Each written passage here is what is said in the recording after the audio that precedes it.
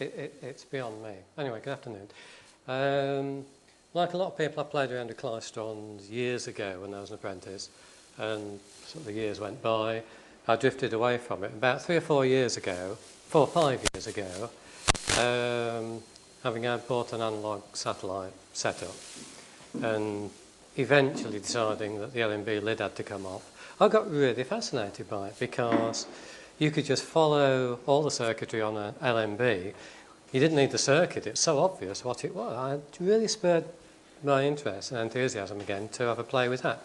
And I had no experience. I worked for Pi, so we didn't do anything above 470 megs. So, you know, this was great, seeing things done totally differently. And that was the start.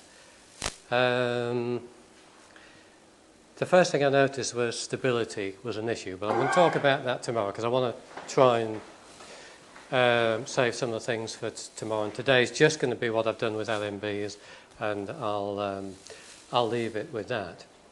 At home, I just live in a very small bungalow. Not much roof on the not much space near the chimney, so I don't bother with a lot of bands, and I've just settled for 3 centimetres apart from a couple of the HF bands. There's a flat roof extension, so if I fall off the roof, I'm fine. So it's dead easy getting up to there, what have you. You'll see the antennas are just satellite dishes, and I can't even be bothered to use switchovers. I just use separate receive and transmit dishes, and there doesn't seem, on these 45 centimetre dishes, doesn't seem to be any problem in lining them up together, not that I can think of. And on the left hand side is a receive one, which, as you'll see, is just an ordinary satellite LNB, just used as the antenna and the amplifier stages in front, and then I just pick off the signal and come out.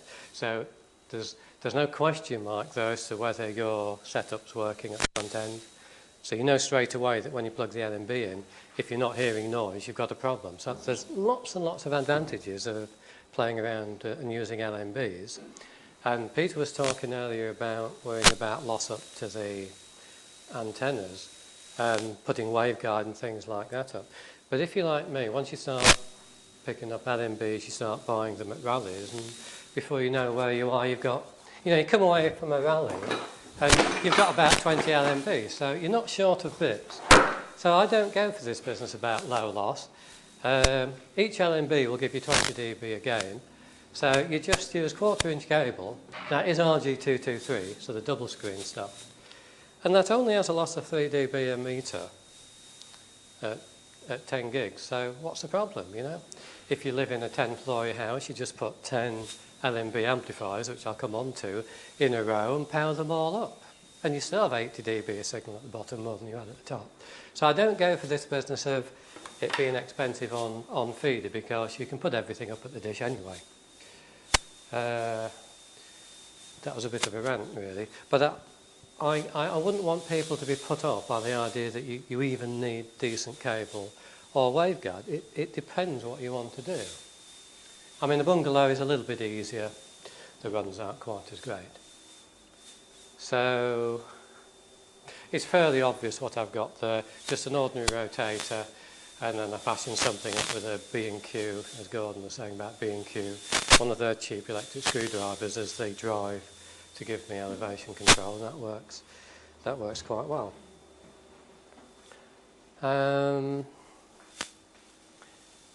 I tend not to write things down, so I thought, well, how many different uses do I have for satellite LNB? And someone suggested I just stop at 10. So that's what I've done. And the obvious thing at the start is to just use them as a source of bits and pieces, because they're just full of stuff. And you know, the oldest LNB is going to be quite useful. And the devices in there are going to give you 0.5 dB noise figure if you use them at 1296. So, you know, price of components is not an issue. I'm aware that soldering small devices can be a bit of a problem, since I'm beginning to go short-sighted, and it's a bit of a shock to suddenly find I'm having to wear glasses. And I don't know what the answer to that is, by the way. A microscope and a few other things But if your eyesight is going, I don't really know what to suggest. So I'm having problems with that myself.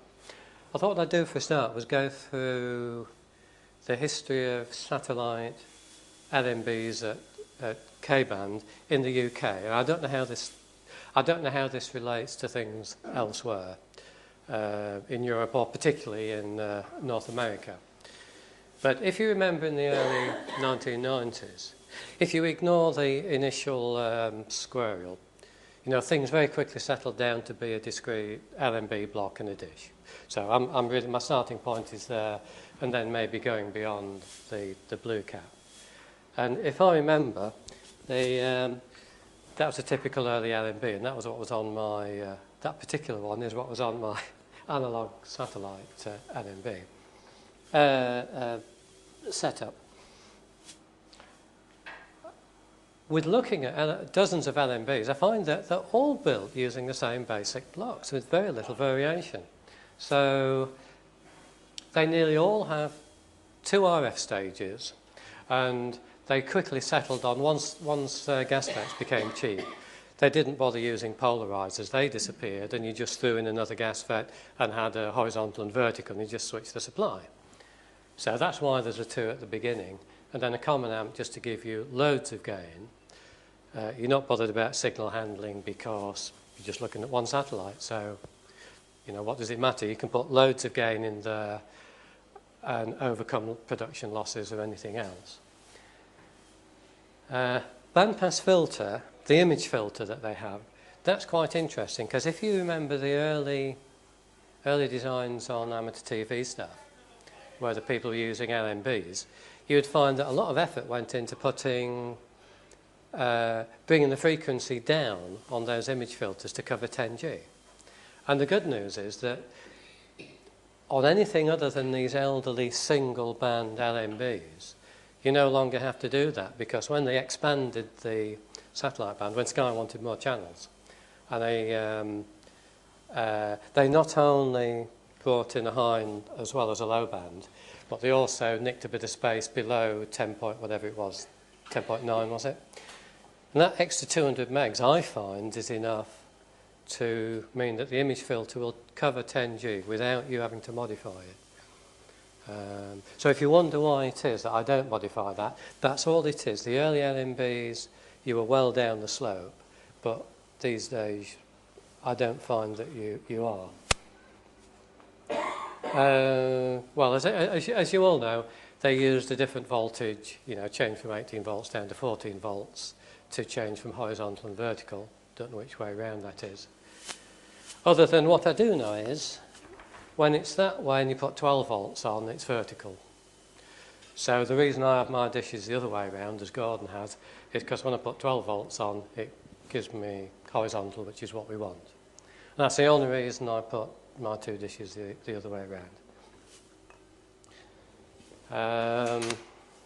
At that same time, obviously right at the beginning of satellite use, you had the problem that if you had more than one TV, you might want one user looking at a channel that's vertical while another one's using horizontal. So this setup where you're switching the front end wouldn't really work. So going back to this same era, the next thing to do was just to duplicate everything other than the local oscillator and the bias and all that lot, so that you had separate outputs.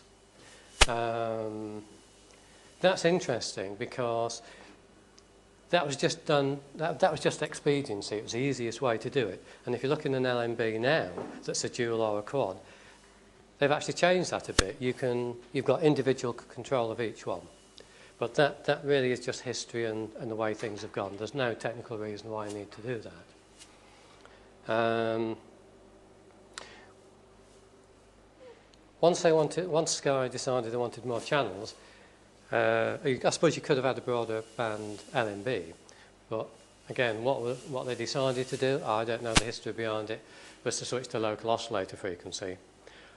It did allow you to use old analogue boxes with a new setup, and I suspect that's really the reason for doing it.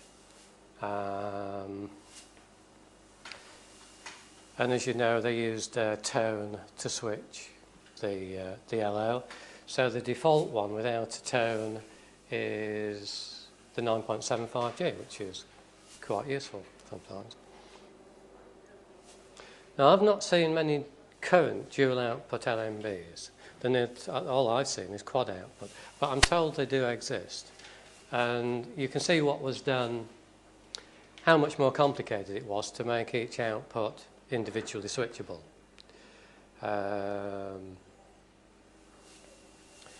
On there. But of course that switch, it does occur to me that that switch would make a good commutating mixer. If you was doing software radio, that switch ought to do exactly what the ordinary CMOS does at a lower frequency, but I haven't had a chance to try that yet.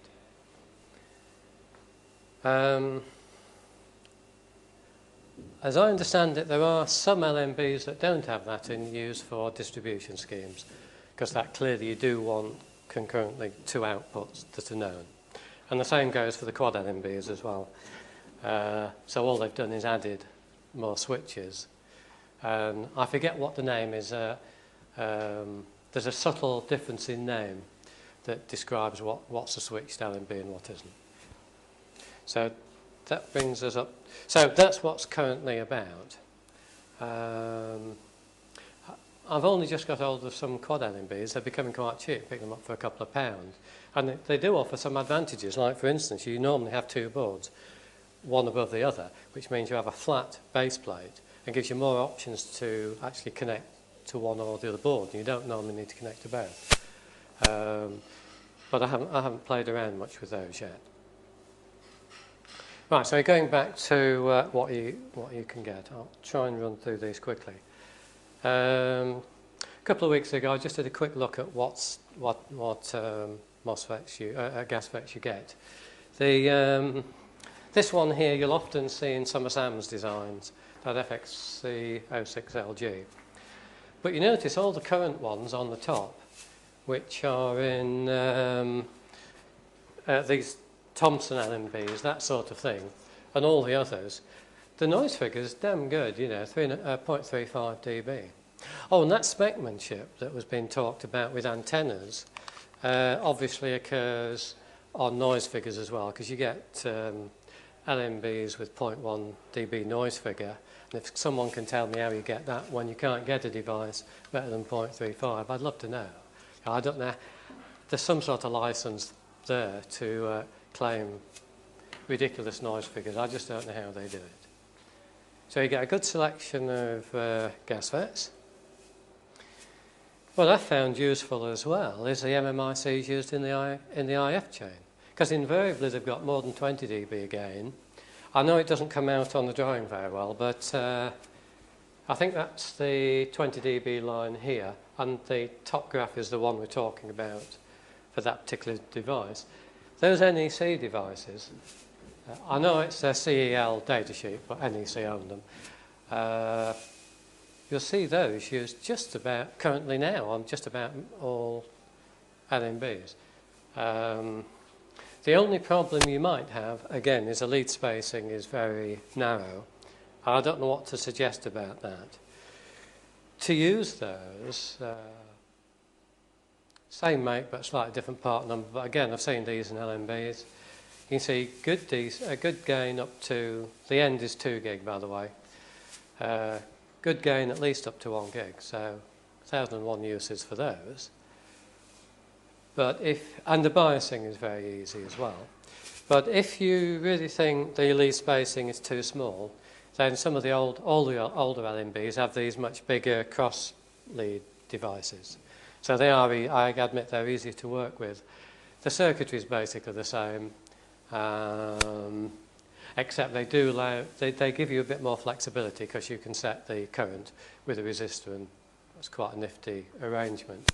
But if you want to buy those new, they're a lot more expensive. If you look on eBay, they're a lot more expensive than the newer packages. So, you know, if you need to use those, fine. I mean, the gain's just as high on some of them. In fact, the earliest thing I did was we have a TV repeater on 1296 now, as in Cambridge, at Madingley, and I did a bow tie antenna just in front of a plate, like Peter showed earlier, And I just put, just took a satellite LNB board and got rid of the mixer and just fed in the signal from the antenna into that. Gave me, 40 dB gain. So again, you didn't have to worry about loss in the cable. And that worked really well. And that was another thing that spurred me on to do more. Oh, unmodified. I've got to show this. You'll have seen a lot of stuff. I don't know many people on the microwave reflector.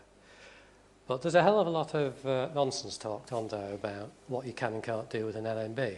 So, just to be really awkward, I like to show that actually even an unmodified LNB, which I've got running here on an SDR14, it couldn't be much simpler, could it? Unmodified LNB, I know the SDR14s are expensive, but if you add SDR, then there's nothing much there, just inserting a bit of DC into the LNB. And if you were just wanting to monitor beacons, that would be good enough. And now the Node, that's a free running oscillator at 10 gig, which I find absolutely gobsmacking. So anyone who's interested in rain scatter and things, which I find fascinating, that's plenty good enough, you know, as an introduction. And I don't see what the problem is with that. But on the microwave reflector, you'll see people whinge like hell about doing things with satellite LNBs. But isn't that better than nothing? I just found that really, really useful.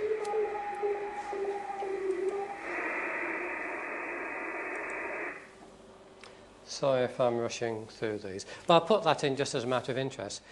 And I wanted to show the audio because what it does show you is if you wanted to take that a bit more seriously, if you locked the puck oscillator in there, it's quite clear from that you would get that you would get a synthesizer that was good enough. But you know, a lot of hard work to do all the dividers at 10 gigs, I think, really, to do that. But it shows that it can be done, and when I come on to talk about doing a multiplier LO, it's a lot of work by the time you're finished. And you know, you could say this would, for portable use, if you could get a synthesizer working around one of these quad LNBs, that would be very lightweight, and it could be quite useful. And that's what you heard, by the way, just going into there. But the thing I've used the most and found really useful is what I was saying before, using an LNB and just coming off, not modifying the antenna or anything, but just coming off after the second RF amplifier and before the image filter, so you don't have to worry at all about what the image filter's doing. And I found they all work. All the ones I've modified seem to work just as well, including these very early ones. And one advantage of these is that you'll see that the back of the LNB is pretty flat. So if you drill a hole, I'll show you that on the next one. So this is the same LNB looking from the other side. If you find the point where the antennas combine and then go through this second RF amp, just before it goes into the image filter, if you just cut that away, drill a hole through, on those early LNBs, just drill through the board in situ and then just mark the LNB casing and then take it apart and drill through that. And you do as you like. You either put a socket, as I have done on here, or solder coax directly. It needs waterproofing, I admit, but that works a treat. So when you're looking at the horizon, you're not seeing ground noise, you're seeing something a little bit cooler than that. But, okay, so you lose 3 dB. Given how much these cost, that suits me fine. And I don't seem to have problems from a really poor QTH working stuff when there's a lift. So I'm quite happy with that. I sort of get carried away modifying LNBs. Those were really easy to modify. And then there's a lot of these early DigiDish LNBs that Cambridge Industries did. That's what that is. You couldn't drill through and bring the coax out because it would come straight through the cavity. So I thought, well, I'd have a look and see what you could do about that. and somewhere, oh yeah, don't know when to pass that round. I found that was very easy to, you could make up a ground plane, solder the coax to that on the top of the board and just bring it out the back. Now that works a treat. The area of copper that I put on the board is so great that the capacitance down to the ground side is huge anyway. So it's a virtual ground even if it doesn't touch ground. And the casting lid will tend to contact on it as well. So that's this one that we're talking about here. As always, you can follow the circuitry through quite easily. Horizontal and vertical. In this case, they were quite clever. They have two probes that are both in the same plane. And there's a post in the way. The connections are going into the waveguide that way. There's a post, so that's there and there, I think. In the middle, within the waveguide, is a vertical post that shorts top and bottom of the waveguide. And what that does is shadow the back antenna in its orientation, but acts as a reflector of the first one. So this one becomes active in that plane, but they angle the back of the waveguide so that it twists the reflected signal 90 degrees. And then that post does exactly the same thing again. The post shadows this antenna from what's coming in, but acts as a reflector to this signal. So that was a really clever way of getting horizontal and vertical. And again, that's what I found really fascinating, just taking these apart. They're just, you know, clever what people have done as a solution. Now, one thing I have done is I have put a capacitor in the output. So 1P, 2P2 capacitor. Because if you short, I've discovered that if you short the drain or you short the gate, particularly if you short the gain, the biasing circuit is very unforgiving and just whaps the current right up and the device goes straight away.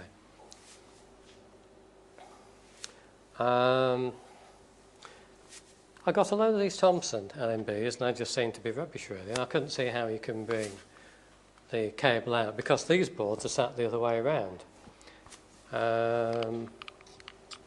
But you know, just give it a year or two and you end up finding it's just as easy. You know what I'm going to say, it's exactly the same thing.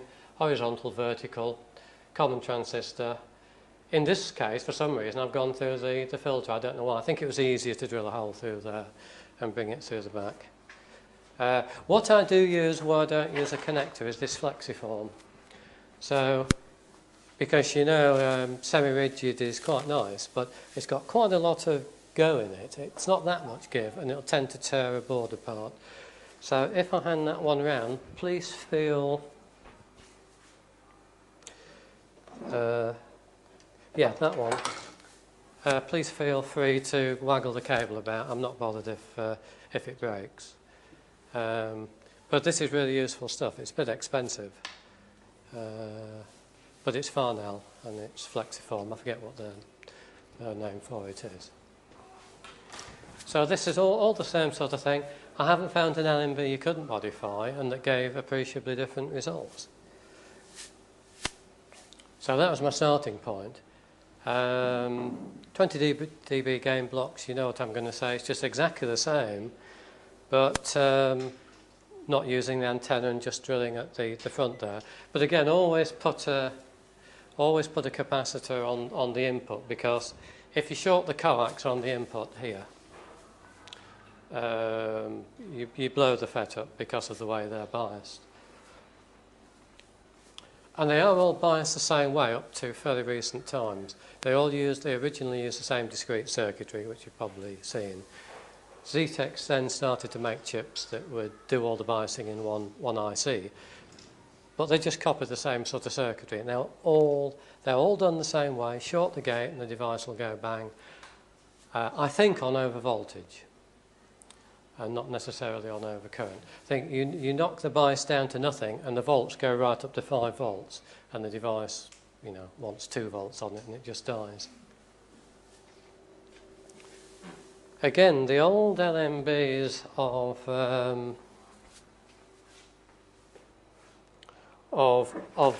this sort were quite good, but I'm afraid you just have to saw the waveguide off to give you access here. But the advantage of them and any of these that have probes into the waveguide, is that you've already got the plated through hole where you want it, and a hole in the casting here. So it swings and roundabouts really. You just need to enlarge it and put something on there. There's waterproofing it. I'll admit waterproofing it is an issue. But I've never had that one leak. That's just ordinary silicone rubber. The biggest trouble is breaking the coax or breaking the board once you start to get careless.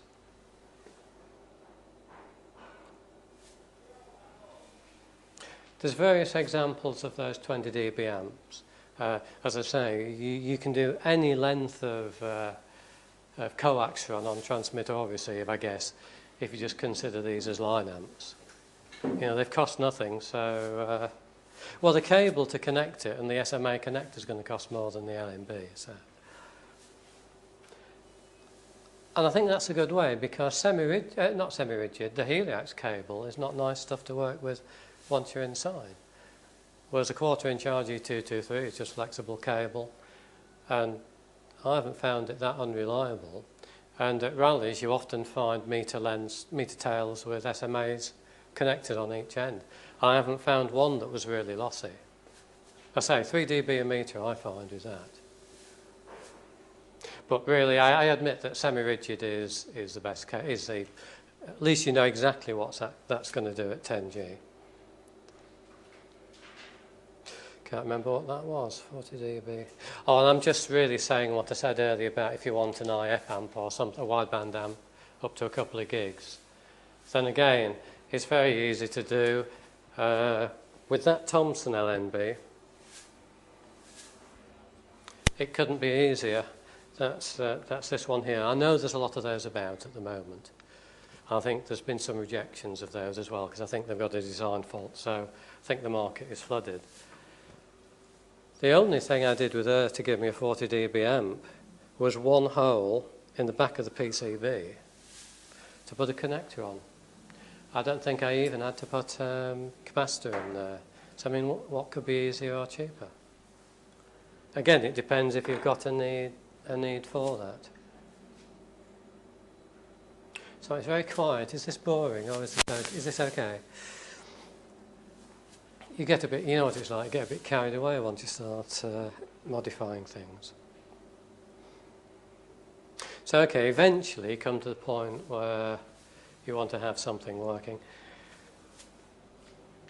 So I haven't really talked about the receiver front end, but all I did on my early ones, and this early receiver here, was to take one of the early Cambridge LNBs, which is that one. And actually, it was surprising, once you'd done a little bit of sawing of the waveguide, it became very easy to find a point where you could inject the local oscillator. I'm aware this isn't this LNB. Now, why have I put that up there?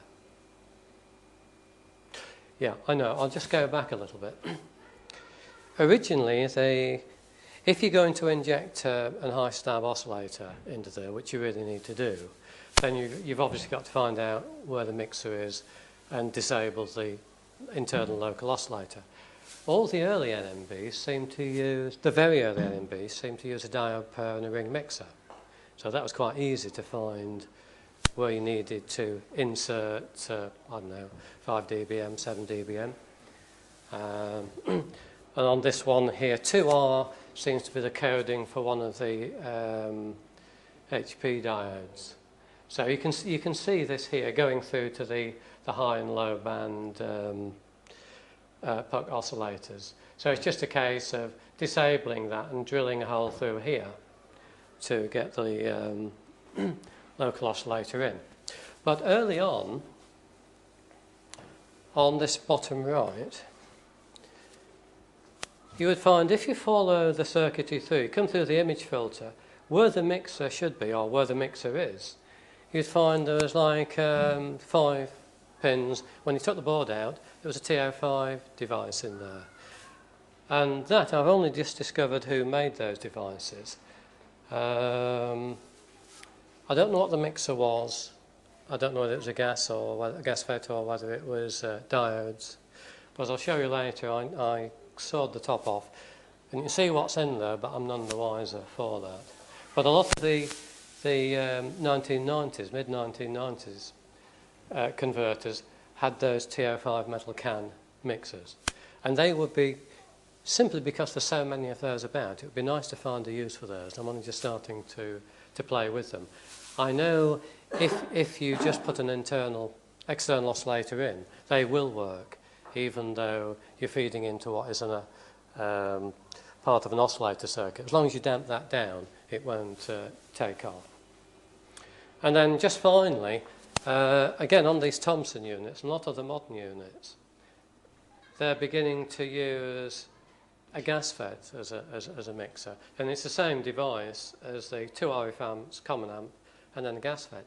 But the interesting thing is, you'll see there's no DC put onto them. They're not active at all. They usually put some bias on the gate, but there's no DC volts on there. Just a matter of interest, really. But from what I can gather, the gain is still only sort of -1, -2 dB loss, whereas a ring mixer is, what, 6, 7, 8. So it's quite interesting. And they work okay as well, but I haven't done much with those. How are we doing? Okay. Oh yeah, sorry. So that's the arrangement with the Thomson one. So you see there's no DC volts on here at all, but they have put some bias on, so they obviously find they need to set a level. So the only thing commutating this or driving this is the LO drive. So very easy to get at, because you can just get rid of all that and drill a hole at that point. Put in an external LO. I'm not going to talk about the multipliers because I needed to leave something for tomorrow. So all this is just the LNB bit of all of these things I've played with. But again, it couldn't be easier, really. And again, it comes out the backs on these Thomson ones. You can drill a hole, and there is a plate that goes on the top, but I don't know that you need that because it's the ground side that is at the top. So again, very easy to modify, really.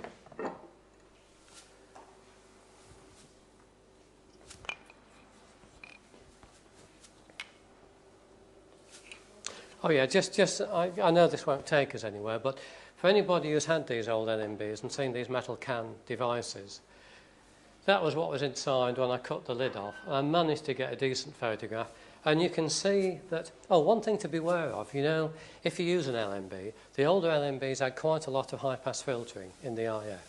So you've got to be careful. If you think, well, I'm going to have a 144 meg IF, you'll find on a satellite LNB, the older ones, the gain has gone right down by then. You're probably 40-odd dB down. But they do put a lot of gain, 50, 60 dB in. But it's still a fairly grotty thing to do. But what was interesting about this, I thought, well, I wonder if they gain slope it on an integrated circuit. And you can see they have done, because they've put high-pass sections in there as well. Now, so I only found that last week. And I don't know that firm, it's an American firm, and they seem to make these metal can RMICs and then go bust or something. I mean, I've never seen any more of those. And that was the same thing. Similar. Oh, no. So on this receiver here, I've used this Cambridge LNB, which you can see. I don't know whether you can see that there. And that was very easy to modify because the local oscillator went in at the point I've shown, and you can drill a hole conveniently in the centre of the board, so that comes through okay. And then the input, I just soldered a socket on where the antenna probe would have been. And it gives you quite a nice, and the IF comes out the F connector, of course. That gives you quite a neat arrangement. So those early mini-dish LNBs were quite useful. And those are the points that they come out at. And you can see they're all reasonably central. There's, when you look at the casting, if you saw the if you saw down the middle of the waveguide, which is quite easy, then you'll find when you drill through those points, it's right in the middle, and there's no unsuspecting problems when you come to either drill out the hole. You know, you don't find that the casting is sort of slightly different thickness on one side, so the drill wanders across. They're very easy to modify. We're doing for time. I was struggling to actually show the slope of the IF amplifier, just to show that there's a good advantage for having a first IF if you can, anything above 500, 600, 700 megs. So 1 gig at the end, 800 megs on all the early ones seem to be where they start to slope it down. But if you come down to 2 meters, you can see you're a long way down. So they'll work, but you're sort of wasting, it's not optimum use of the LNB. But what I have discovered a couple of weeks ago, when I was just trying to dot I's and cross T's for this, is that, again, these Thomson ones and a lot of the modern LNBs are not putting anything like the effort into putting a high-pass filter in. And this comes right, this would have covered 2 meters. So it does pay to check beforehand.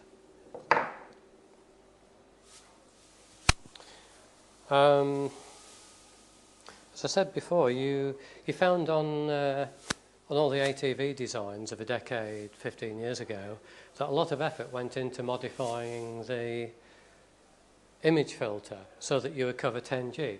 But you'll find on a modern LNB, anything that was dual band, that they've dropped the lower end of the image filter right down to cover the extension to the low band.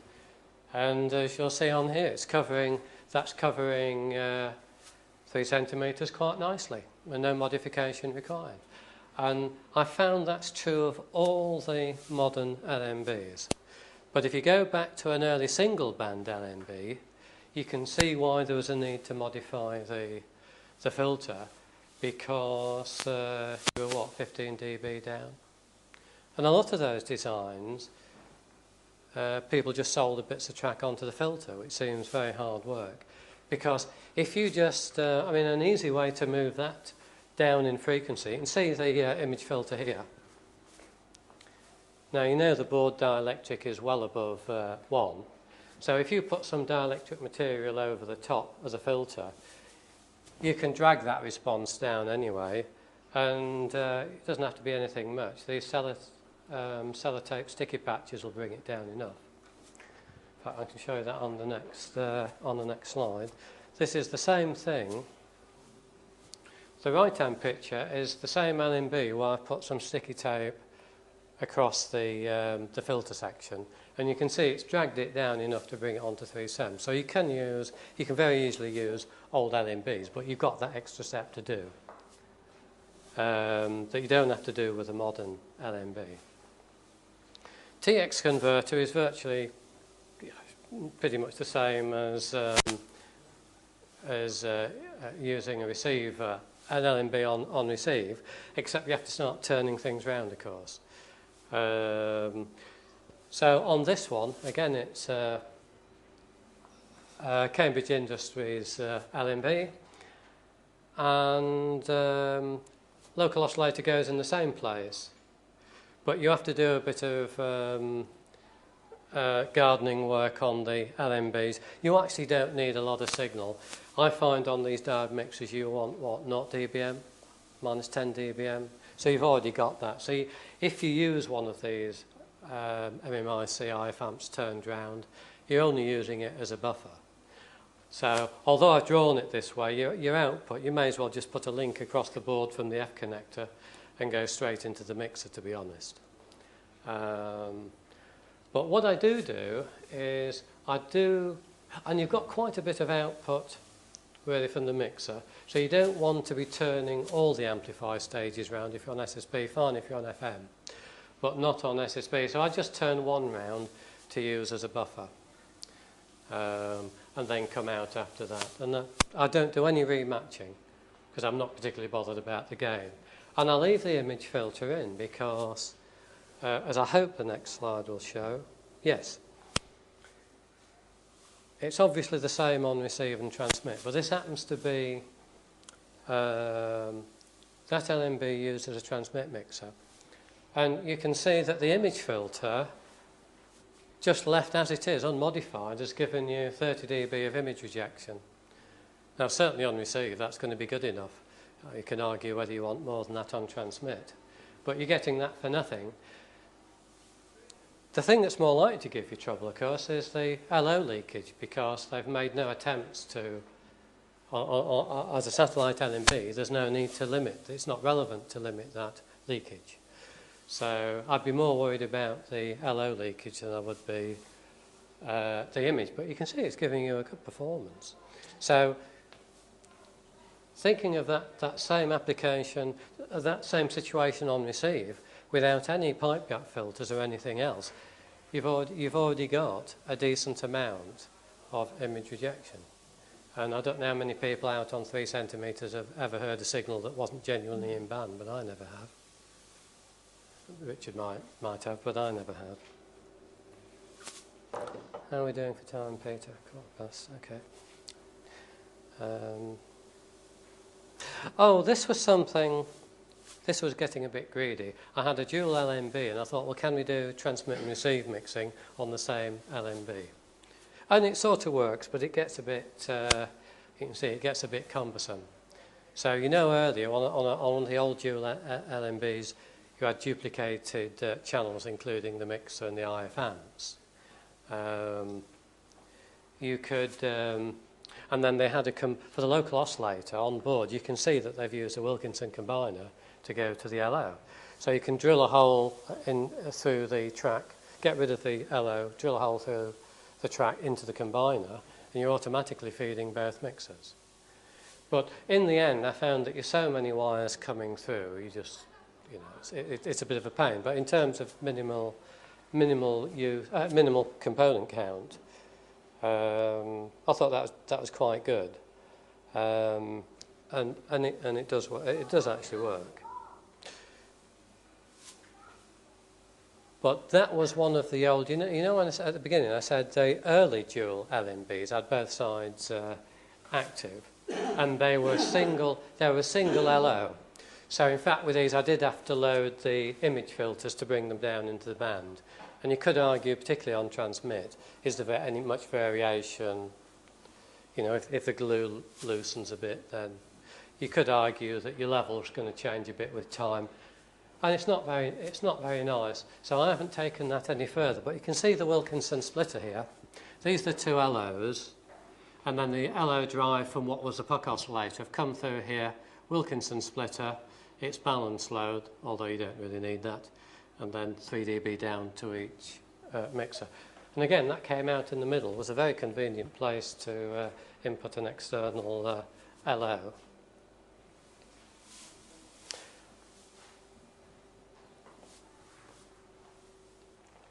G4HJW, is it? Who's the guy selling, I think you're here today, who sells the 24G?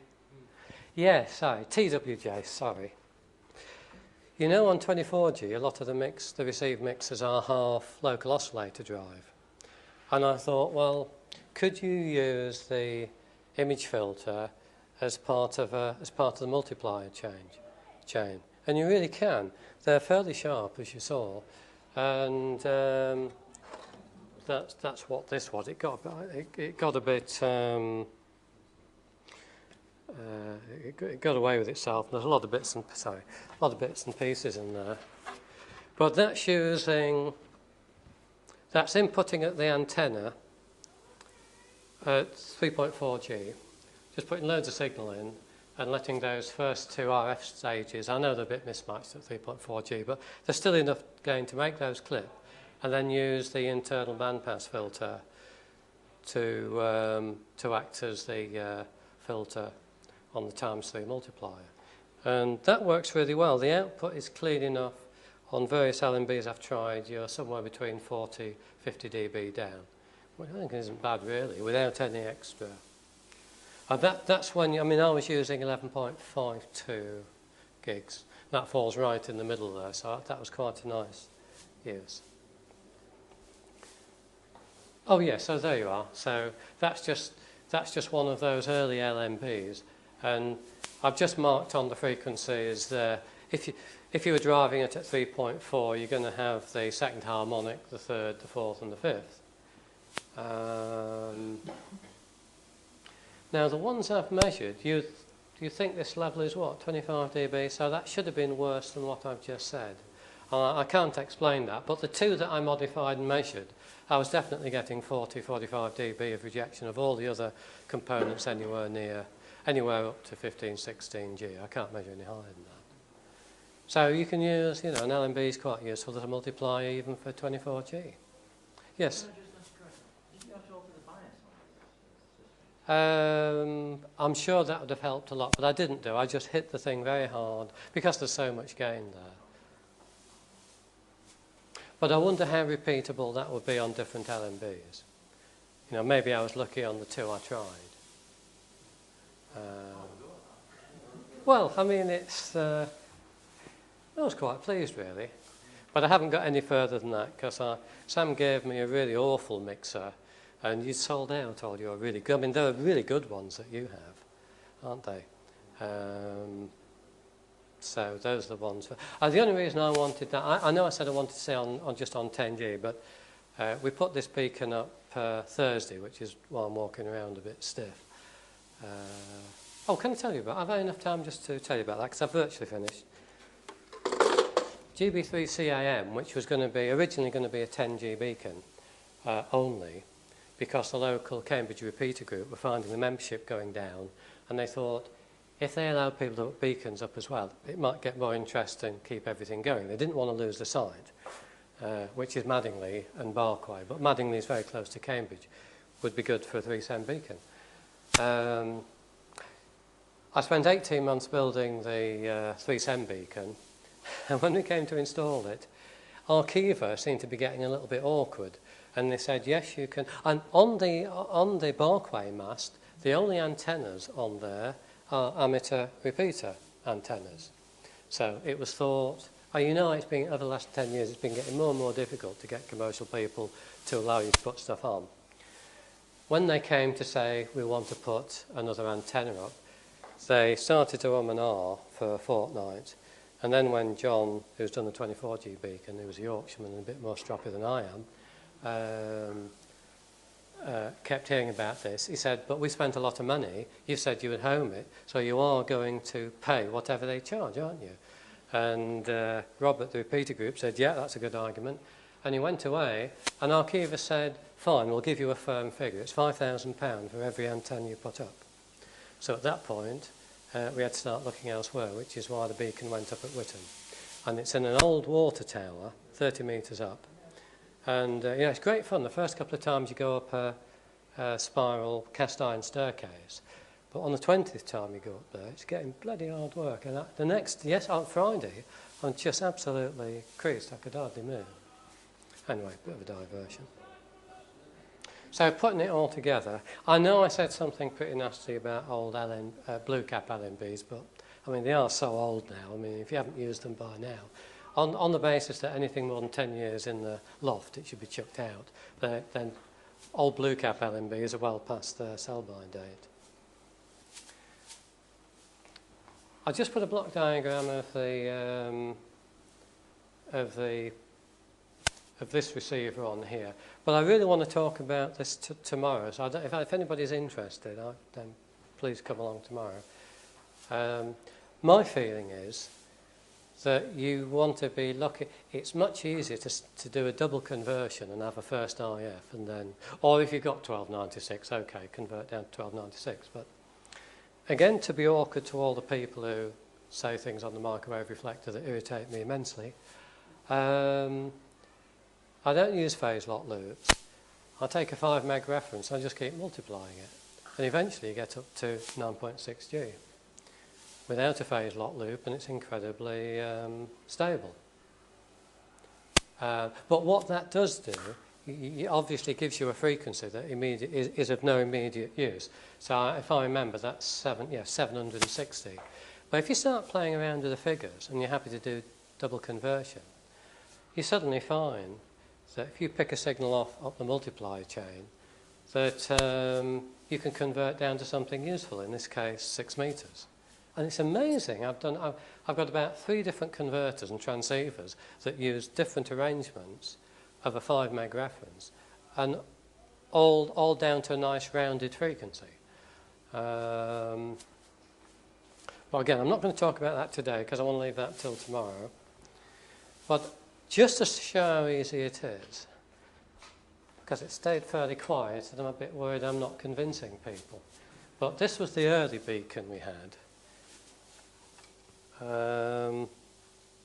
If you start off at a low frequency, now this one's 14.4 meg, so that's often used, you know, the 14.4 meg oscillators as a reference in a PMR thing. They're good oscillators, 2.5 ppm, that sort of thing. Okay, a long way to multiply, but if you take a bit of Phillips gear, you can feed that in and come out at 480 megs, so you can overcome the argument of having to build a lot. So if you start at 480 megs, that's all you needed to get you up to 20 dBm, 10 dBm at 10G. I don't consider that's hard work, really. Pipe caps, and this was before I realised that the image filter would be really useful. So I used pipe caps, and then a sort of pipe cap at 3 gigs, or 2.4 I think it was. And that works a treat. And anybody who's watching, who's in tomorrow, I've got a spectrum of that, and it's pretty good. I think everything's 60 dB down, which is really, I think, is good enough. That's probably it, yes. So that's what I've done. I don't know how relevant that is to everybody. But I don't think there's anything difficult there. I do have some test equipment, so I can't deny I've got power meter, good frequency counter, and all the rest. I know our spectrum analyzer, it makes a difference. I know. At the Cambridge Club, we're trying to. How are we doing, Peter? Yeah. At the Cambridge Club, there's a lot of people still do wideband, and we can't drag them into narrowband. And you know, I'm trying to work out what the difficulties are. As I say, with my eyesight beginning to go, I'm beginning to realise that eyesight is a big factor which you don't take into account when you're young. But particularly because I haven't done much work on them, I think these quad output LNBs have got a lot of potential. Well, I haven't started on them yet, but I think with a quad LNB, apart from the fact that you've got, if you wanted to put a decent connector on there, you've got the waterproofing sorted out straight away because you only want one of the things as a supply. There's a lot of promise there. I think that's what I'm going to play with later. Particularly, as I say, you can take one board out in the space there. If we could do a synthesizer, can you see how, I mean, it looks as though that's drifted right off now. But I've had that running all day inside. But if that could be locked somehow, or we could get a multiplier that fitted in here, you could at least have a receive side that was all within the LNB. Even if you had to take, I don't know, whatever you're going to put up as a external local oscillator in here. So I don't consider, just finishing off, Peter, I don't think LNBs are a cheap, nasty way of getting on the band, but the attitude on the reflector, which irritates me enormously, perceives them as just being a toy, and they're not a toy. You can do plenty of good stuff with those. So on that whinge, I'll finish.